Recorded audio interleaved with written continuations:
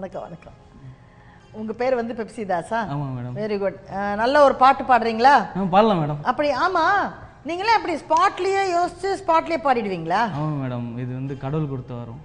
நீங்க ஏதோ வந்து கேப்டன் டிவியை பத்தி ஒரு பாட்டு வந்து ரெடி பண்ணிட்டு வந்திருக்கீங்க அப்படின்னு எங்க டீம்ல சொன்னாங்க. என்னது அது? ஆமா மேடம், இந்த கேப்டன் டிவிக்கு வரத்துக்கு முதல்ல வந்து என்னோட க்ளோஸ் ஃப்ரெண்டு பாண்டியன் அவரு சொல்லிட்டு அவருக்கு முதல்ல நன்றி சொல்லணும் மேடம். இல்லை கிட்டத்தட்ட 1.5 month ரொம்ப கஷ்டப்பட்டு எங்களுக்காக இந்த நிகழ்ச்சியில வாங்கி கொடுத்ததுக்கு ரொம்ப, அதாவது 1000க்கு மேல நன்றி சொல்லிடுறோம் அவருக்கு. சரி, ஓகே. அதனால அதுவும் இல்லாம அவருக்கு வாயில் நன்றி சொல்றோம். இப்போ நம்ம கேப்டன் டிவிக்கு வந்து பாட்டு மூலியமா நன்றி சொல்ல போறோம்.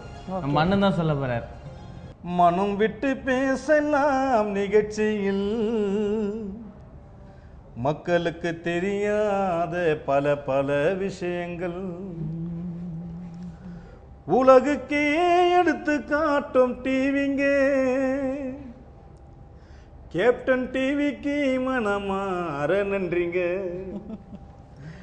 மனம் விட்டு பேசலாம் நிகழ்ச்சியில் மக்களுக்கு தெரியாத பல பல விஷயங்கள். மனம் விட்டு பேசலாம் நிகழ்ச்சியில் மக்களுக்கு தெரியாத பல பல விஷயங்கள் உலகுக்கே எடுத்து காட்டும் டிவிங்க. கேப்டன் டிவிக்கு மனமாற நன்றிங்க. மனம் விட்டு பேசலாம் நிகழ்ச்சியில் மக்களுக்கு தெரியாத பல பல விஷயங்கள்.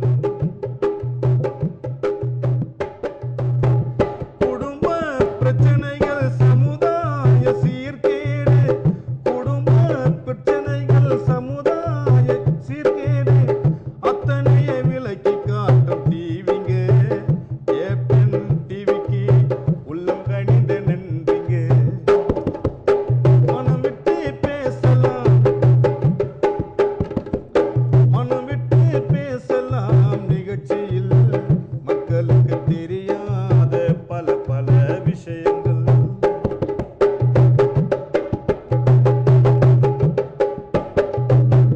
நலிந்த மக்கள் வாழ்வில் அவலங்கள் உலகறிய மக்களுக்கு எடுத்து காட்டும் டிவிங்க. மனித நேயமே கேப்டன் டிவி தானுங்க. மனித நேயமே கேப்டன் டிவி தானுங்க. மனம் விட்டு பேசலாம் நிகழ்ச்சியில் மக்களுக்கு தெரியாத பல பல விஷயங்கள். நல்லா பாடுனீங்க. ரொம்ப ஒரு, அதாவது உங்க குரல்ல இருக்கக்கூடிய ஒரு தன்னம்பிக்கை தெரியுது. கண்டிப்பா மேடம். அந்த ஒலியில வந்து கேட்கும் பொழுது அதுல வந்து ஒரு நல்ல வாய்ஸோடைய கமாண்ட் இருக்கு. ரொம்ப சந்தோஷம். கண்டிப்பா வந்து உங்களுக்கு என்னுடைய வாழ்த்துக்கள். நன்றி மேடம். ஆமா, இந்த கானாவுடைய பாடல் வந்து உங்களுக்கு எப்படி இன்ட்ரெஸ்ட் வந்தது? நான் வந்து 12 வயசுல வந்து சிந்தை நாதன் அவர் வந்து இறந்தவங்களுக்காக பாடுவார். நான் அந்த 12 வயசுல அவர் பாடும் போது இடத்துல போய் உட்காருவேன். நான் அப்போ உட்காரும் போது அவர் பாடும்போது சரி எனக்கு என்ன இந்த மாதிரி பாடுவாங்க, எங்கள் அம்மா திட்டுவாங்க, அங்கெல்லாம் போகக்கூடாது, நீ அங்கே வந்து இந்த மாதிரி தப்பாலாம் பண்ணுவாங்க, அதை பண்ணுவாங்க, இதை பண்ணுவாங்க, நீ அங்கெல்லாம் போய் நான் அதெல்லாம் கற்றுக்குவேன் அப்படின்னு சொல்லிட்டு என்னை வலிச்சு கொண்டு போயிடுவார்கள். அப்படி வந்து நாங்கள் அப்புறம் அதை மீறி தாண்டி நாங்கள் அப்படி இப்படி போகும்போது அதுக்கப்புறம் நான் பாட போகும்போது அதுக்கப்புறம் அண்ணன் வந்து நீ இப்படி பாடக்கூடாது, இந்த வந்து இறந்தவங்களுக்குன்னு ஒரு ஸ்டைல் இருக்குது, இப்படி பாடணும், நீ வந்து சினிமாக்காக நீ அந்த ரேஞ்சில் பாடுற, நீ அப்படி பாடக்கூடாது, இப்படி தான் பாடணும், இறந்தவங்களுக்குன்னு ஒரு பாணி இருக்குது, இப்படி வழிமுறை இருக்குது, இதெல்லாம் கடைப்பிடிக்கணும்னு சொல்லி இந்த கானாக்குன்னு ஒரு வழிமுறை வந்து இருக்குது.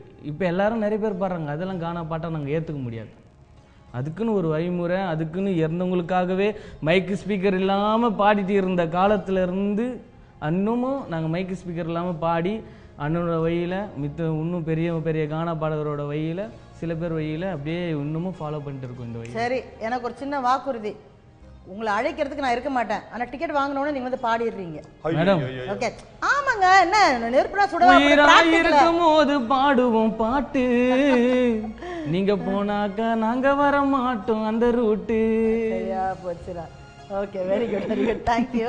ஒரு பாட்டு ஒன்று இருக்கு மேடம், நீங்கள் நடிச்ச படத்தில் அந்த சூப்பர் பாட்டு மேடம். அது நான் கோழி ஒரு கூட்டிலே சேவல் ஒரு கூட்டிலே, அந்த பாட்டில் பாடும்போது பவ்யமான அந்த பயங்கரமாக இருக்கும் அந்த பாட்டு. அண்ணன் சூப்பராக பாடுவார், அப்படியே மாற்றி ஆஹா.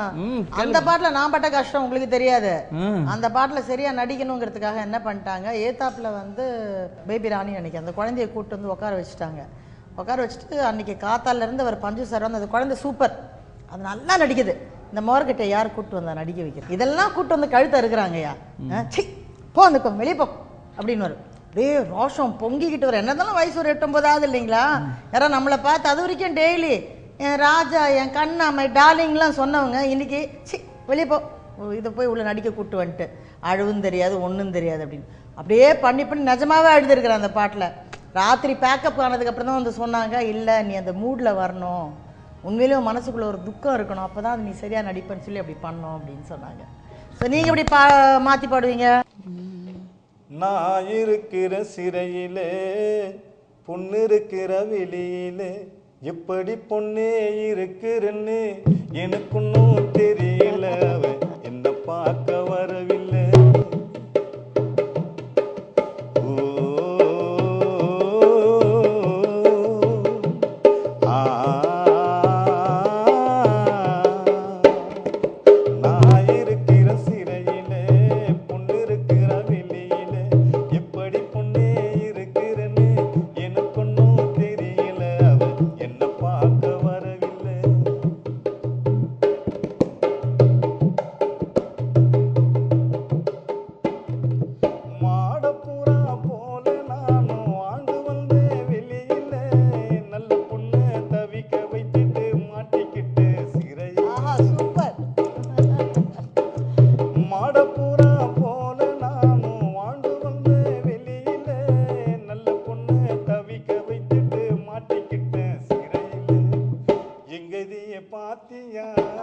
சங்கதிய கேட்டியா எங்கதிய பாத்தியா சங்கதிய கேட்டியா நம்ம 2 பேரும் ஒன்றாக திரிந்து வந்து ஜோடியா.